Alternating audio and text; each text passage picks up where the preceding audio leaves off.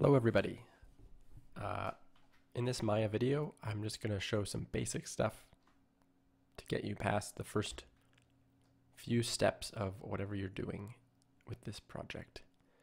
I'm just going to make a cube.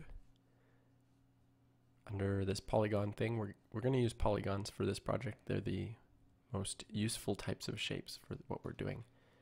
I can just click and drag in the screen to make the cube show up. Right now it's in wireframe mode. I can press 5 to go to shaded mode. 4 goes back to wireframe mode. 5 shaded. 6 is textured, but we don't have any textures on this cube right now. That would be if you want to give it more colors or different shading, like a wood pattern or a checkerboard pattern. We'll do that later. So I'm rotating around the scene by holding the Alt key and doing a normal click. That's for orbit. You could also click on this view cube that's up in the top, and it lets you sort of navigate around.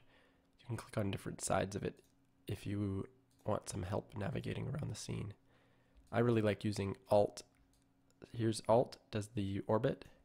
I'm using my scroll wheel on my mouse to zoom in and out, and I can hold Alt and use my right click to zoom in and out as well. If I want to, the other one is Alt and then middle click. Usually that's middle clicking on the scroll wheel. That lets you pan around the image. So with that, you should be able to zoom in on anything in the scene. If you're really far away and everything's really tiny and you can't see anything, if you have the object selected, you can just press F and that'll show everything. And now if I have nothing selected and press F, it'll frame everything in the scene. So let's say I put in a few more cubes with this cube thing, maybe a cylinder. So I have one thing selected, press F, it zooms in. That's useful. I'm zoomed in way far in here, I'm sort of lost, I don't know what's going on. I can press F, zoom out. If I deselect everything and I'm all zoomed in crazy, F, it shows everything in the scene. So that's some quick and easy navigation stuff. Next, I'm just going to delete what I have here. Next is if you want to have 4 views of the same thing. It's down here is the 4 view button. So now I have a bunch of different views of my scene. Let's see, I'll make a cone in my scene. That'll help us see what's going on here. So there's my 3D view. Here's the top view, so we're looking down on the cone from the top like this. But this view is in orthographic mode, which means that there's no perspective. Like see how if in this perspective view, these lines of the grid, of the work plane grid are forming, they're sort of intersecting at a vanishing point off in the distance. That's perspective. Things get smaller as they go away from you. But in this top view, it's in orthographic mode, so things don't get smaller as they get farther away. If I make a duplicate of this cone, so now I have 2 cones, and we can see them in this top view. 2 cones. If I move one of the cones down, it should get smaller in perspective. See, it's getting smaller. It's really small. But in my top view, it's not getting smaller because it's in orthographic view mode. It's like it's not something that's in real life. It's what they use for doing drawings, like layout drawings for designing things. Because this is sort of like a design view, top view. And as you can see, we also have a front view and a right view. When you're using these orthographic views that don't have perspective, like I'm just going to switch to this front view. One way I can quickly switch to a full screen view of these windows is to press the space bar. Just tap it quickly, and wherever your mouse is, whatever window your mouse is over is the window that will get expanded. And if you press it again, it goes to the 4 view mode. or you can press this 4 view button, or you could press the 1 view button. I think the 1 view button is always going to give you perspective mode though. Yeah, so the spacebar trick lets you go into these other views quickly. And you'll notice all this crazy stuff pops up. This is a special shortcut menu that lets you pretty much get to anything in Maya just by pressing spacebar. But a quick tap and we switch views. If I want to navigate around in one of these orthographic views, hold Alt, middle mouse click, and I can pan just like in the perspective view. I can't rotate around this orthographic view. It's just not allowed. And if I do try and do that, I can use this special sphere thing, or the view cube, to rotate around. And I'm actually still in an orthographic view. This is called isometric perspective. Things don't get smaller when they're far away. It's sort of a weird place to work. And weird stuff is happening. Okay, there we go. So I can zoom in and out, press F just the same way, deselect everything, press F. Let's see if there's a deselect shortcut. Shift A, no. No. It would be nice if I knew what the deselect shortcut was. But we'll find that out. Let's see, maybe if we want to see what shortcuts there are under help, let's see. I'll just look it up.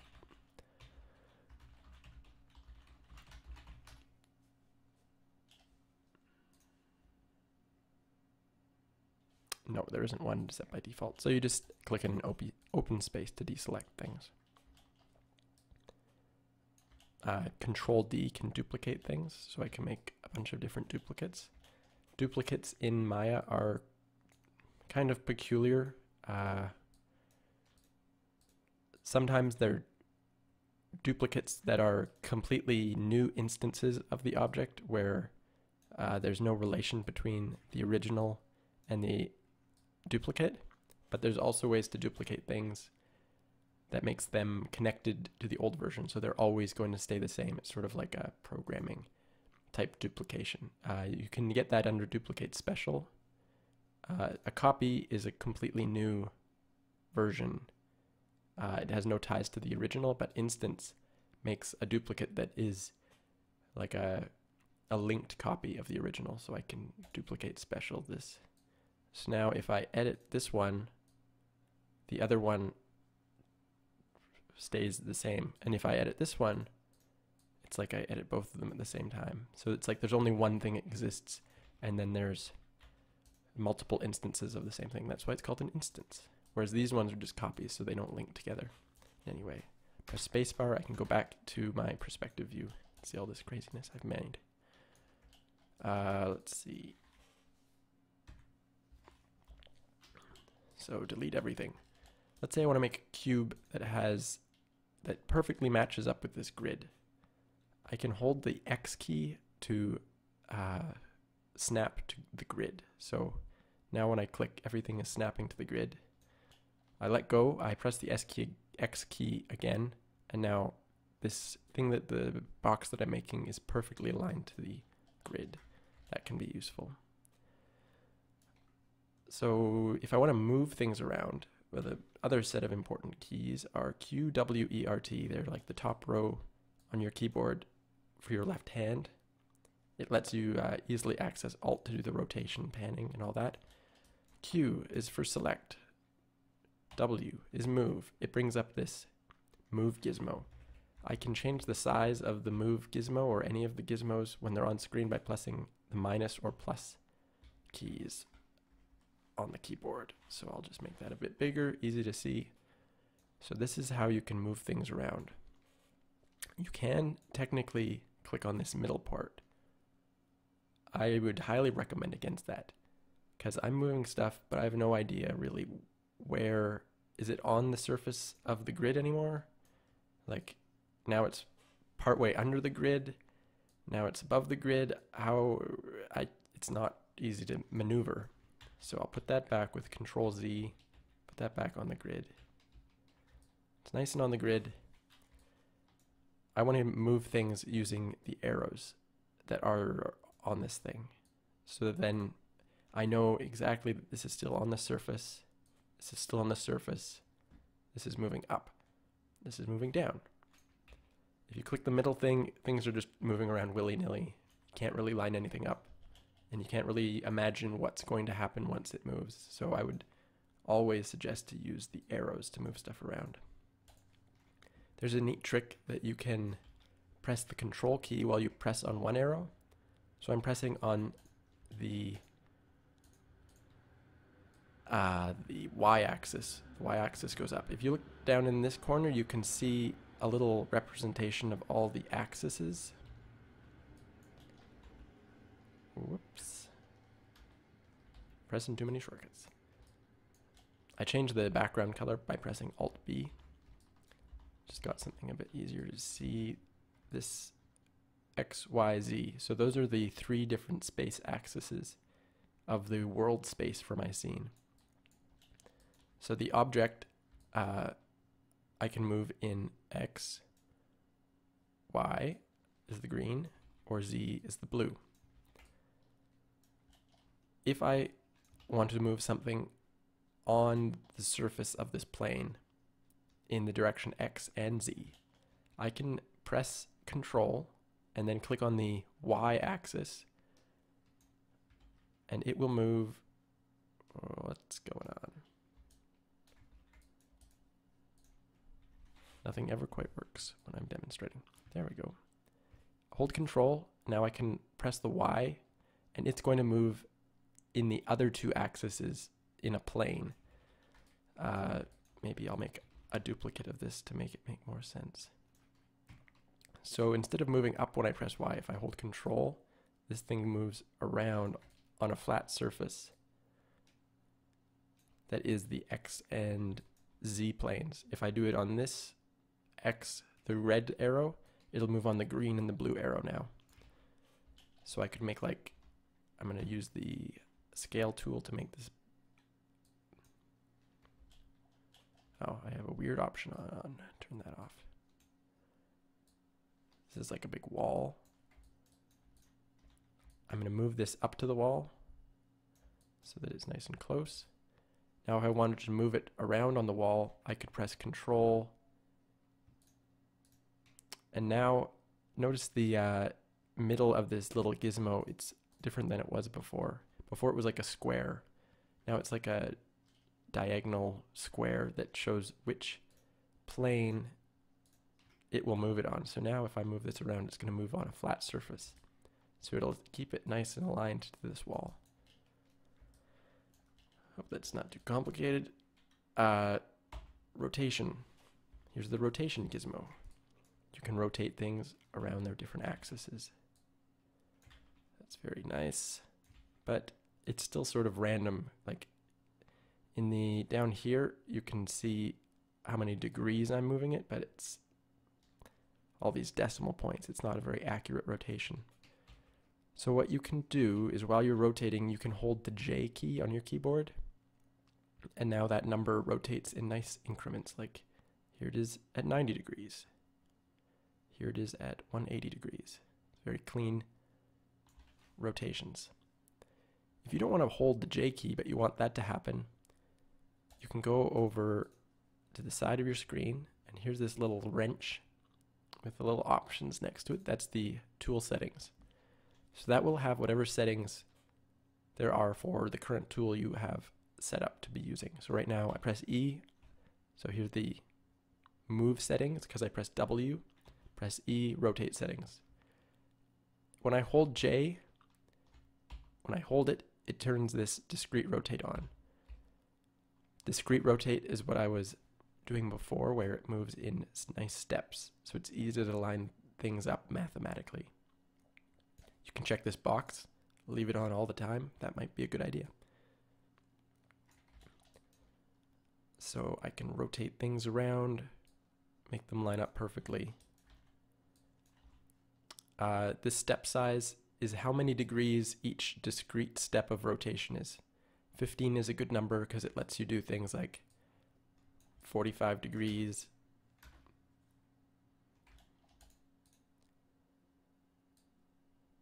90 degrees, 15, 30. Those are a lot of good options when you're building something neat.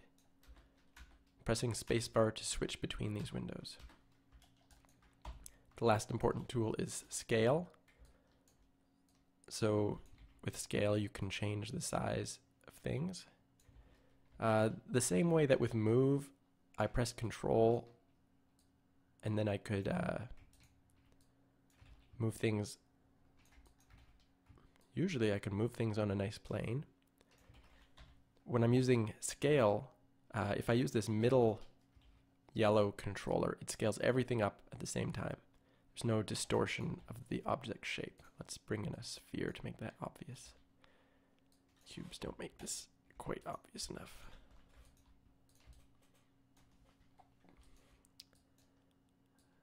So, scale. I press R for scale. Now I can expand this thing, contract it, expand.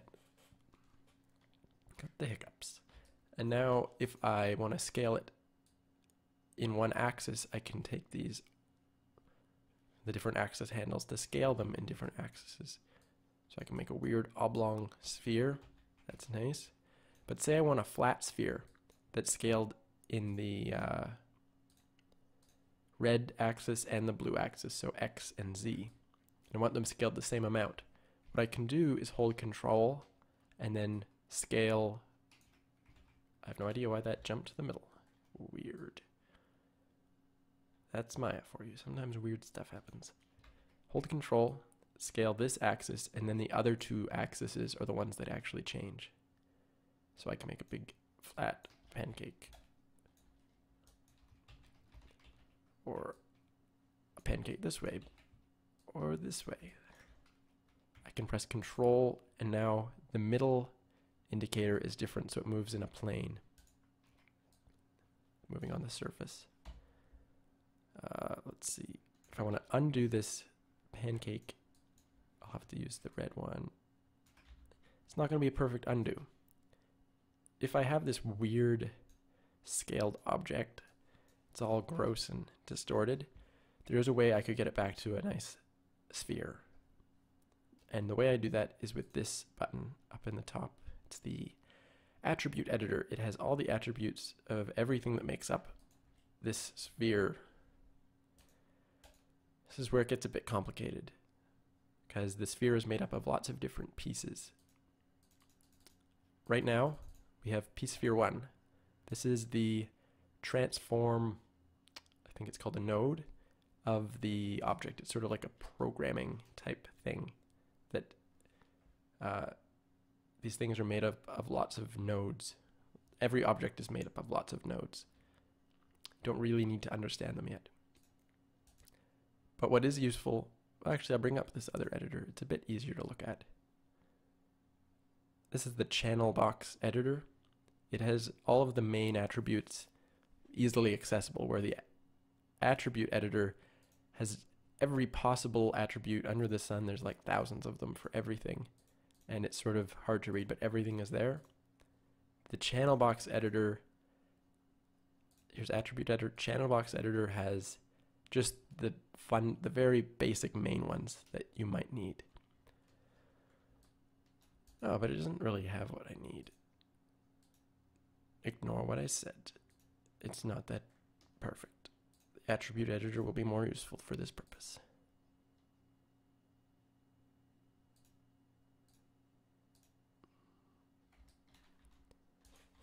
I'm a little confused why this.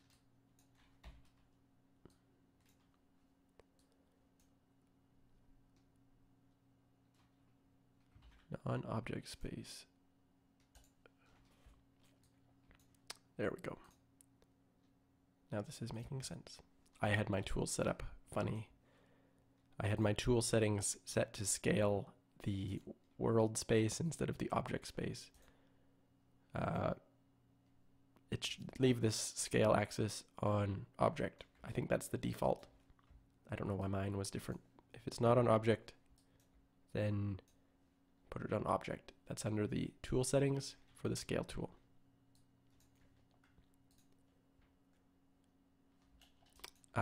So now when I change the scale of this object, you can see these scale numbers changing in the channel editor, which you can press this button, and the tabs for the different editors show up on the side. So channel, box, plus layer editor. So the scale X is 1.24. I can change that to 1. I can scale Y is 1, scale Z is 1. If I change those all to 1, it will be shaped back into a nice sphere. If I change them all to 5, it'll be 5 times bigger. I'll just make a duplicate so we have 2 of these so we can compare. 5, 5, 5. It's nice and big. If I put it to 0.5, 0.5, 0.5, it'll be half as big. So I've gone through, this is in the same place you can mess with, so I'll make this tall. You could rotate this. So here I've rotated it minus 45 on the z-axis. Here it is, minus or 60. If you wanted to zero these back out, you go 0. Zero the translation. So you can see all of the, every object has like 9 main transformation controls to it.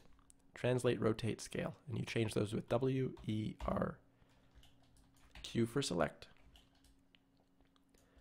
That's for the object mode of changing objects. When you're working with objects, you also are able to edit the individual points and faces and edges. Those are called vertices. So I'm going to go to Vertex mode.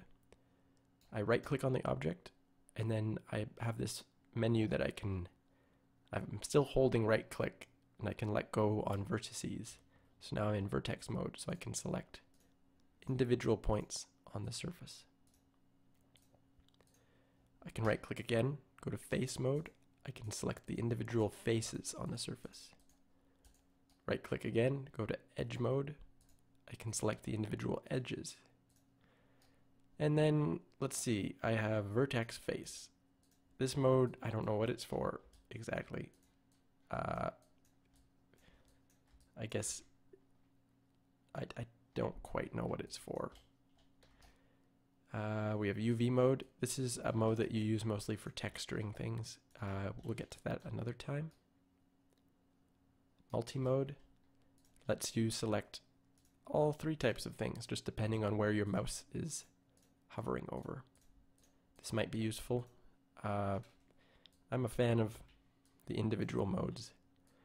I think they're less likely to get confused, because sometimes when you're selecting stuff, you'll get stuff on the back selected, and multi-mode will only make that problem more exaggerated. So I'll go to face mode. Now, face. This is easy to see. So I'm holding shift. I can select a bunch of faces. I could hold control, and that deselects faces. If I let go of everything and click a new spot, it just makes a new selection. I could use marquee select, where I click, drag, I can make a big square. This is tricky because it selects stuff in the back of the scene. It like selects all the way through an object. So if I marquee select here, I got those 4, but now I've selected the stuff on the back. There is a way around this under the tool settings. Press Q so that I'm in the select mode. Here we have the common selection options. Marquee select is what happens when you click and it makes a box and it selects stuff. If I check the box for camera-based selection, it means that I'm selecting based on what I'm looking at. So I marquee select here, it selects these faces in the front. If I go rotate to the back, nothing got selected because I couldn't see them. So camera-based selection only selects things that I can see. That's useful. Turn that off. Now I'm selecting through the object. There are times when I would want to select through an object. I go to my front view. I'm using spacebar to switch. Now I can marquee select. I'm selecting all the way through the object, And I have the whole top of this sphere selected, so I can drag it out into a funny pill shape. Go back to face mode. So this is a case where I really want to have that weird, I want the selection that goes all the way through the object. It's like cutting through space. Because if I have camera-based selection on and I do this selection, it's only going to do this front half. So if I go in perspective mode, I see that I only did my front half, and now I can't model this shape the way I want.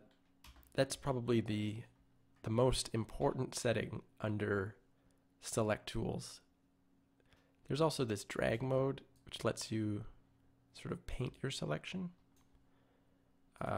It should almost always be on camera-based selection. In the same way, you can hold shift and sort of paint over stuff. This drag selection is a little bit weird. I tend not to use it. I'd prefer just to click on the individual faces to get things selected.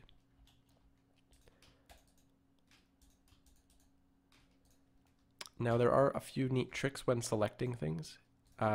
Because of this polygon's topology, which means the way that all the lines are cut in it, the way it's shaped. I'm just going to check on how long this video is going. 26 minutes, wow. I can click on one face, hold shift, click the next face, and then click on the next face again. Well, I have to double click it. And it will select a whole row around. If I do that in this other direction, it selects the whole, it's like a meridian going up and down this shape. So that can be useful if you're wanting to model something like this. Let's say I scale these out. So now I have a neat, weird shape. Make this go up. Now I have a little bit of weird modeling going on. I'm going to harden the edges of this so it just looks a bit nicer. Other select modes. See, I have my camera-based selection on. I want to select all this stuff up top, but it's not going to, so I'll turn that off. A lot of the time I do stay in my marquee select with camera-based selection off, so I can sort of select through objects. Generally, you'd want to do this from an orthographic view so that when you select across, you're going to get a perfect selection. If you do it from the perspective mode, everything isn't quite as neat and tidy, and you might mess up your selection. Other important selection option is this. I press B, and that turns on soft select.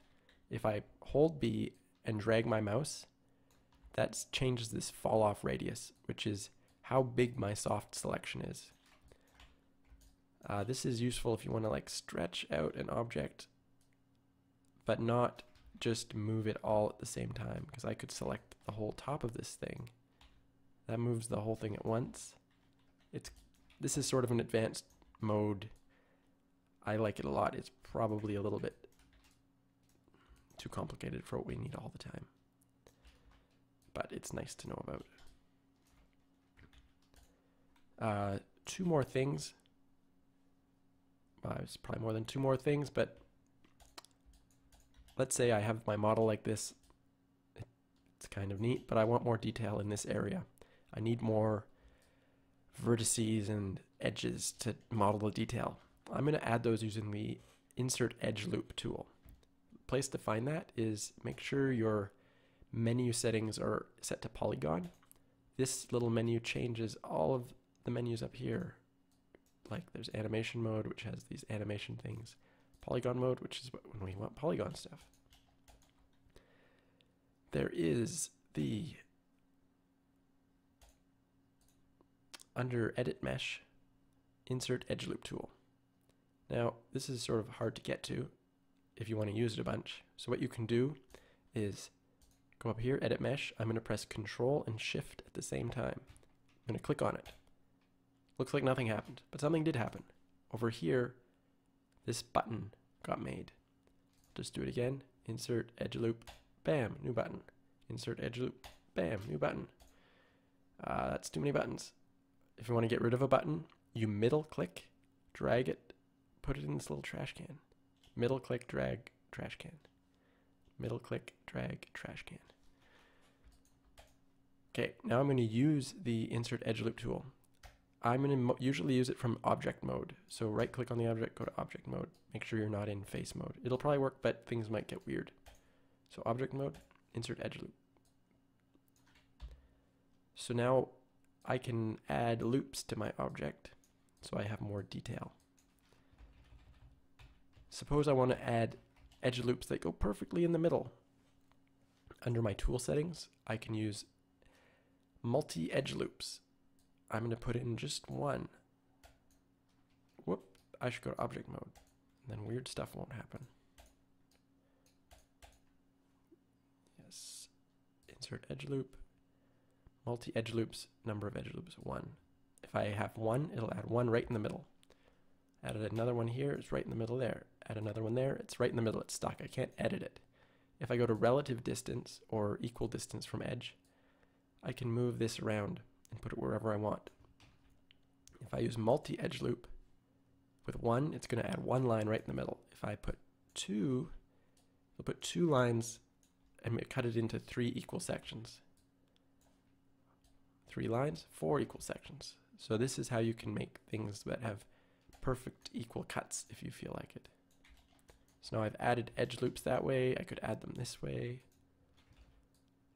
Because this object has a sphere topology, I'm just sort of adding meridians. And the direction of the cut depends on which lines you click on. So if I click on this line, it's going to cut this way. But if I click on these lines, it's going to cut up and down. If I click on the corner, it's just going to randomly sort of try and guess what I'm trying to click on. Click in the middle of these edges and I won't get random guesses. Usually it keeps the last edge I clicked selected. Maya has a weird bug where sometimes it looks like edges are selected when they're not. The only way I know to clear that is to marquee select everything and then click off to the edge. And then it looks like nothing is selected. One last neat tool is the Extrude. You can select a face, click this Extrude button. It's up in the polygon panel.